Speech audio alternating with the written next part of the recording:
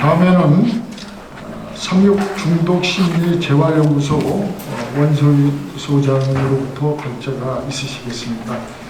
소장님은 아까도 말씀 들으셨다시피 국가자격보건교육사협회 부회장님으로 계시면서 국제절제교육전문위원 면허 자격증을 좀 제가 말씀을 드려야 될 것 같아요. 너무 자격증이 많은데 다만 제가 소개 좀 드릴게요. 국제중독 전문가 WHO 인정 보건교육사, 간호사, 조산사, 보건교사, 사회복지사. 이제 바이러스가 계속 변이를 하기 때문에 지금 백신을 만들거나 하는 문제에 대해서도 좀 회의적인 부분이 없지 않아 있습니다. 그래서 그런 부분에 대해서 여러 가지 학자들이 이제 고민도 있고 지금 열심히 전 세계적으로 이렇게 준비를 하고 있지만 계속 그 바이러스들이 진화를 하고 있죠. 그래서 질병의 심각성을 나타내는 4가지 요건이 있습니다. 이 바이러스들이 계속 진화하고 나서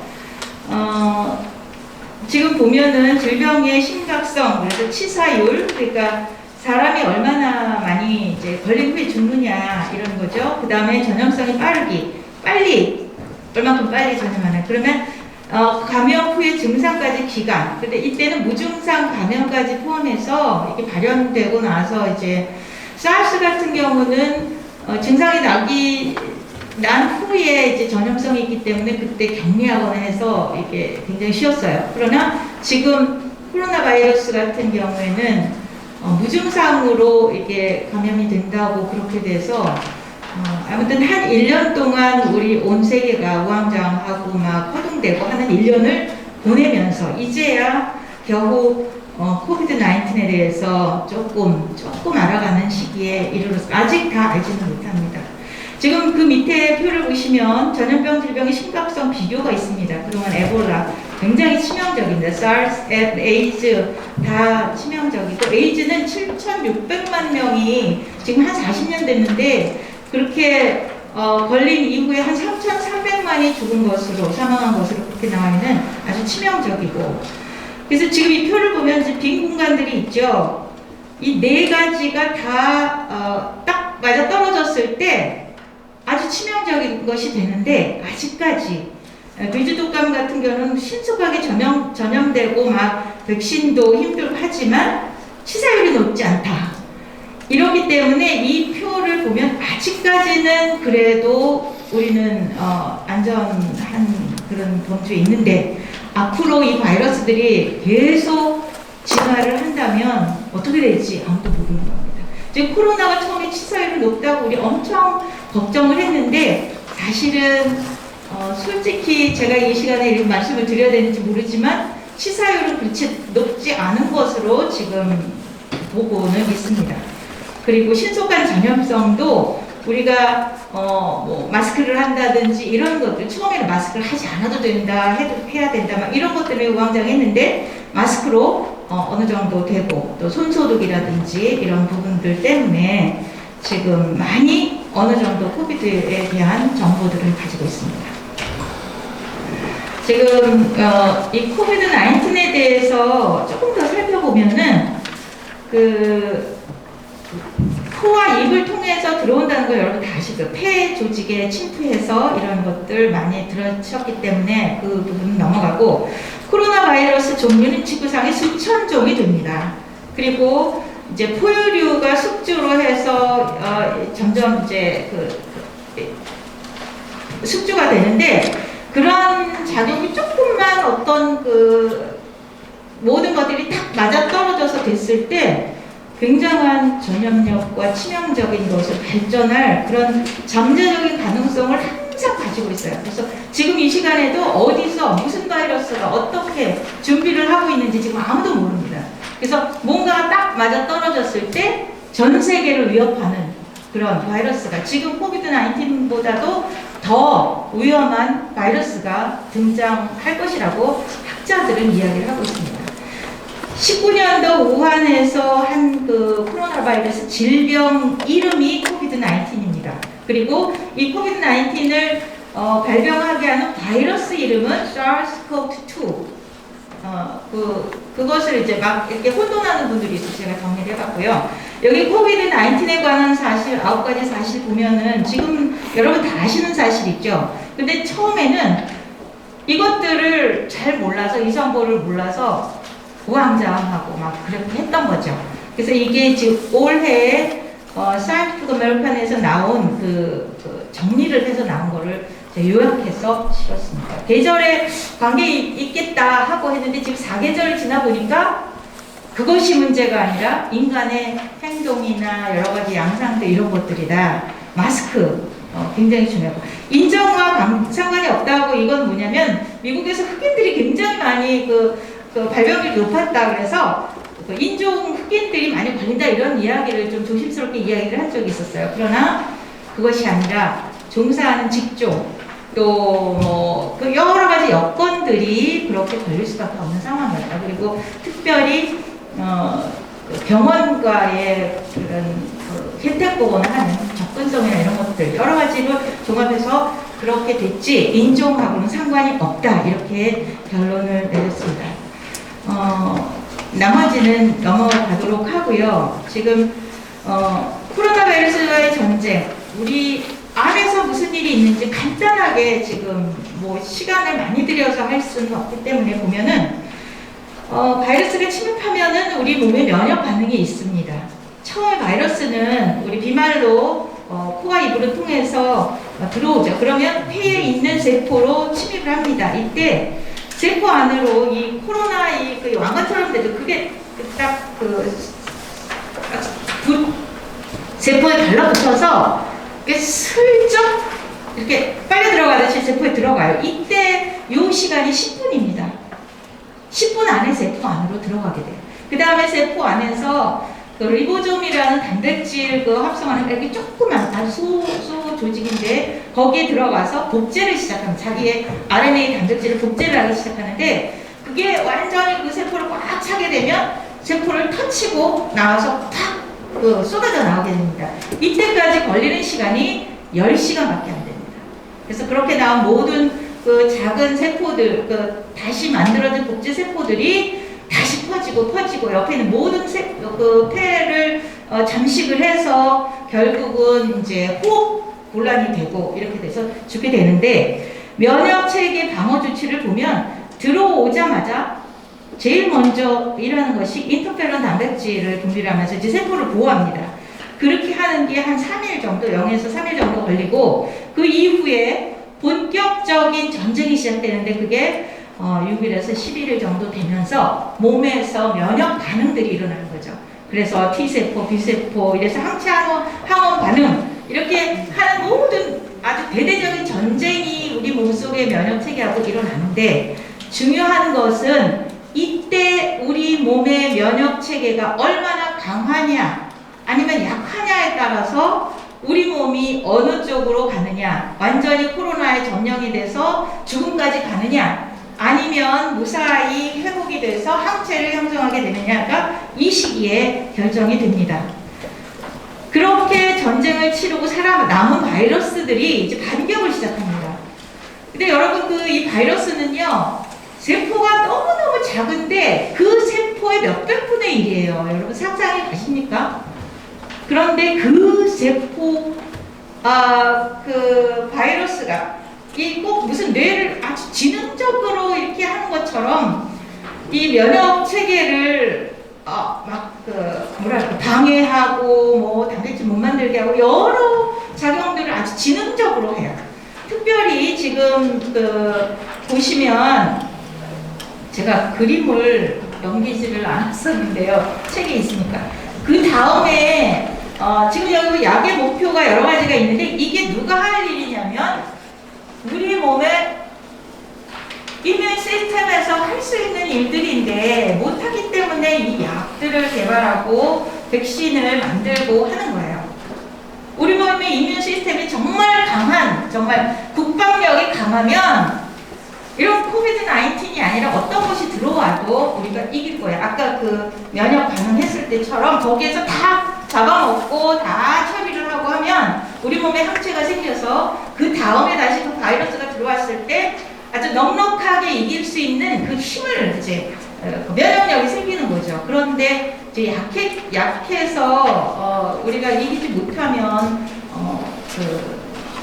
살아남은 바이러스들이 우리를 공격하면서 더 이렇게 창궐하게 되는 그렇게 되는데 이 약과 백신의 중재가 그렇게 일어납니다. 지금 제가 말씀드리고 싶었던 것은 이 코로나 바이러스 게놈의 놀라운 적응력의 신비예요. 자, 이 아주 작은 이 바이러스 안에 폴리메라이즈라는 이 효소가 있는데 이거는 이제 복제를 만드는 효소예요. 그런데 엑소뉴클레아제라는 이 효소는 뭐냐면 만들어진 이 복제품이 뭐가 잘못됐는지 다 고치고 아니면 이런 작용을 하는 효소를 가지고 있어요. 근데 이런 효소를 가지고 있는 것은 한 2만 개, 베이스라고 하는 2만 개 이상 되는 진에 그걸 가지고 있는 바이러스만이 이 엑소뉴클레아제를 만들 수 있는데 효소가 있는데 지금 코비드 19이 29,900개의 베이스를 가지고 있기 때문에 이거를 가지고 있습니다. 다른 팬데믹에서 배울 교훈인데 에이즈로 아까 말씀드렸듯이 이렇게 많은 치사율을 가지고 있는데 에이즈 백신 아직 없습니다.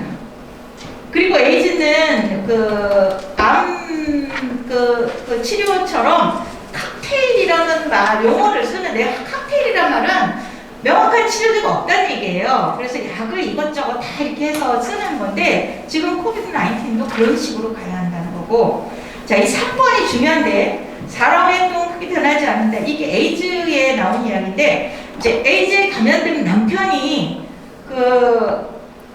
부부 생활을 하면서 콘돔을 끼지 않고 그렇게 해서 그 부인의 4분의 3이 감염이 된 부부가 있습니다. 처음에 우리가 에이즈가 발견이 됐을 때 완전히 우리가 무슨 문둥병 이상으로 우리가 두려워했었어요. 근데 지금 현재로는 이제 만성병처럼 그렇게 생각을 하는 그런 부분도 있지만 그래서 중요한 거는 사람의 행동이 크게 변하지 않기 때문에 코로나19에서도 우리가 무엇이 중요하냐 그 위험성을 알리고 정말 치명적이고 이것이 우리한테 얼마나 힘든지 주변 사람한테 이것을 알려주고 교육하는 게 중요한데 이게 보건 교육이 담당해야 할 부분입니다. 그래서 행동 변화를 위한 것이 보건 교육에서 가장 중요한 핵심이죠. 결국은 행동을 변화해서 건강한 생활, 건강해지는 것이 최종 목표인데 아무리 교육을 잘하고 어떻게 했었어도 실제로 교육받은 사람이 변화가 없으면 그것은 교육은 아무 효과가 없는 거죠. 그래서 이때에 우리 국가자가보호교육사협회에서 좀 역할을 하려고 좀 애를 많이 쓰고 있지만 그런 부분이 있습니다. 충분한 자금이 필요한데 처음에 메르스, 사스 이럴 때 에이즈도 마찬가지고 처음에 치료 개발하려고 굉장히 애를 많이 썼어요. 그러나 나중에 흐지부지 됐어요. 문제는 돈이죠. 그래서 이런 것들이 이제 문제가 됩니다. 지금 비만 문제인데 자꾸 시계를 보시는 것 같은데 제가 좀 확인을 해야 되겠습니다. 이 비만 문제가 너무 중요하기 때문에 이게 쾌락의 덫이라는 플레저러 트랩이라는 책이 있는데 오래전에 비싸게 주고 산 책인데 지금 여러분한테 좋은 소식을 드리면 이 책이 인터넷에서 무료로 다운로드를 받을 수 있습니다. 이 책을 꼭 읽어보시기를 권합니다. 현대인에게 비만이 이처럼 넓혀지게 된 이유가 뭘까? 근데 자연의 동물들은 비만이 없습니다. 왜 그러냐면 몸 안에 센서가 3가지가 있는데 이 센서가 확장 감각기관, 영양 감각기. 지금 제가 보니까 영어 스펠링이 틀렸더라고요, 책에. 그게 아마 하나 밀려서 이렇게 했던 것 같은데 그 다음에 UR 회로 이렇게 3가지 센서가 있는데 이제 동물들의 삶은 칼로리 섭취, 소비가 최상급으로 아주 균형이 잡혀 있고 이 주관하는 그 기관이 굉장히 섬세하고 정교한데 이것이 작동을 하기 때문에 어느 정도 밥을 먹거나 이렇게 먹은 다음에 절대로 과식을 하지 않는다는 거예요. 이게 내가 좀 다이어트를 해서 좀 참는다가 아니라 그냥 저절로 그 되는 이유가 이 3가지 감각기관 때문인데 그 확장 감각기관이라는 거는 배고픔을 느끼죠. 그러면 여러분 먹고 싶은 생각 땡기잖아요. 이것이 그냥 저절로 되는 게 아니라 이 센서 때문에 되는 겁니다. 이 뇌하고 관계하면서. 그래서 먹고 나서 어느 정도 차면은 그게 없어져요. 이거를 담당하는 게 이 확장 감각기관이고, 그 다음에 영양 감각기관은 칼로리 밀도가 있어요. 그래서 10원짜리 동전 30개와 500원짜리 동전 하나, 어떤 게 가치가 있는지 이 자리에 있는 분들 다 아세요. 그러나 이런 것들 어린아이들은 모르죠. 그런데 이 영양 감각기관에서는 어떤 것이 어느 정도 얼만큼의 영양이 있는 걸 다 안다는 거예요. 이것이 우리 몸속에 있다는 거예요. 그리고 6월 회로는 섭취한 칼로리 요구량이 순간마다 변하기 때문에 칼로리 균형 이런 문제 풀기 위해서 적정량, 바른 양 이런 것들을 먹도록 배고픔을 조절하는 메커니즘이 있어야지 된다는 건데, 이것은 어느 정도 먹으면 당신은 지금 너무 과실 중이니까 적게 먹어라 하는 거를 사인을 보내는 거예요. 그러니까 이 세 가지가 제대로 작동만 하면 절대로 우리는 비만에 걸리지 않는데, 왜 우리가 비만에 지금은 정제된 식품 때문에 그렇다는 거예요. 지금 우리 보건교육사들이 아니면 이렇게 보건교육에 있어서 아주 중요하게 그 교육해야 되는 부분들이 이러한 메커니즘을 같이 이야기를 해주고, 그래서 내가 참아서 뭐 이렇게 해서 다이어트하고 그것이 아니라 우리가 원래대로 돌아간다면 우리는 저절로 내가 신경 쓰지 않아도 우리 몸은 슬림해지고 건강해지고 뭐 성인병이나 이런 데서 자유로울 수 있다는 이것이 중요한 이제 보호교육이 되는데, 제가 중요한 그림은 이게 뭐냐면 여기서 말하는 그 오일 300칼로리가 있고 지금 정제된 카보하이드레이트 300이 있어요. 그러니까 탄수화물 300이 있고 그 다음에 과일과 베지터블 300인데 어느 게 우리한테 많이 잘 먹었다 이제 더 안 먹어도 되겠다는 느낌을 주냐? 여러분 아시겠죠?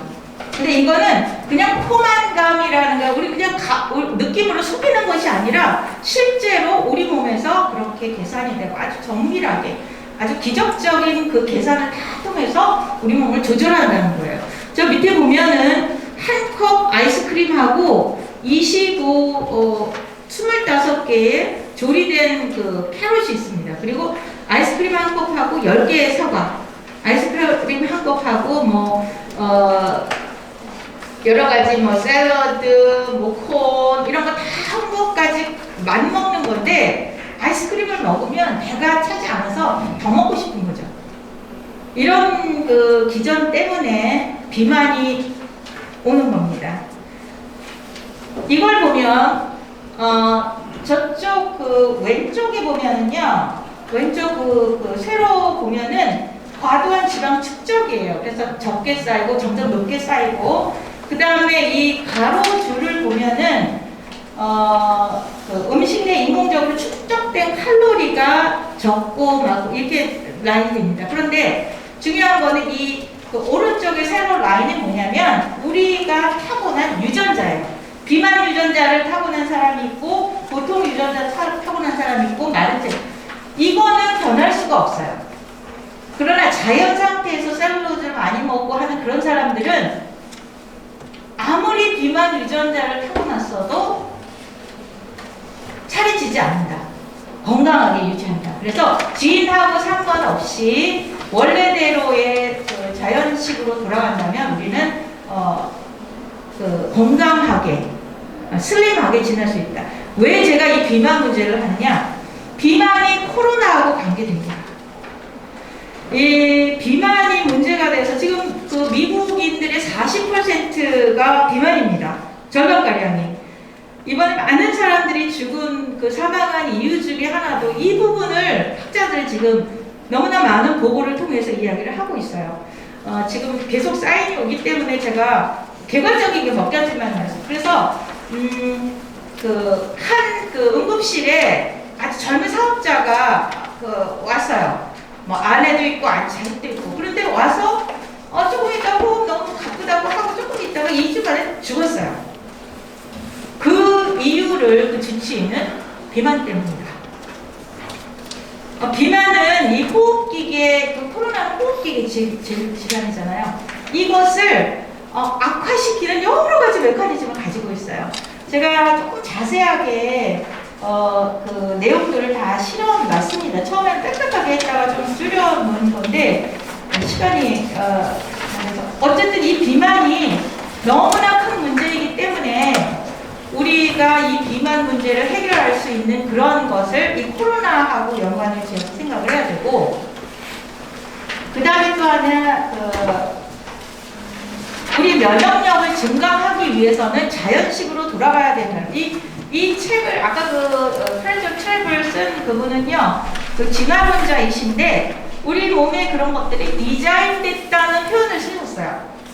이 디자인됐다는 것은 이 진화론자들은 쓸 수 없는 말이거든요. 근데 그렇게 쓰면서 우리 몸이 원래의 우리 지금 다 쌀도 깎아 먹고 밀가루도 그렇고 설탕도 그렇고 이런 것들에서 벗어나서 예전에 그것대로 돌아가라 그렇게 이야기를 하면서 뒤에 보면은 녹색 식품이나 뭐 이런 것들이 우리 몸에 얼마나 많은 면역력의 증강을 시켜주는지가 나와 있습니다.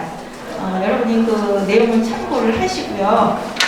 채소, 과일 먹었을 때 유익점, 비타민 D, 햇빛, 뭐 이런 모든 것들이 우리의 면역력을 증강하는데, 앞으로 어떤 미생물성 질병이 우리를 위협할지 모릅니다.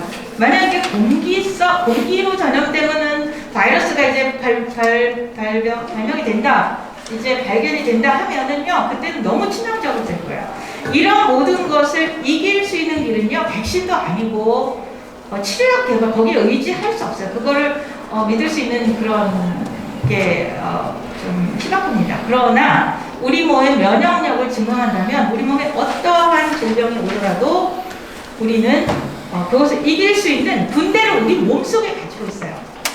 그래서 여러분들이 이런 것들을 생각을 하시고 또 보건교육을 담당하신 분들은 또 그러한 면에서 보건교육에 참가를 하고 그렇게 해서 우리 모든 국민들이 건강했으면 좋겠습니다. 코로나 바이러스를 확실하게 잡을 수 있는 백신 치료 방법이 아직은 없습니다.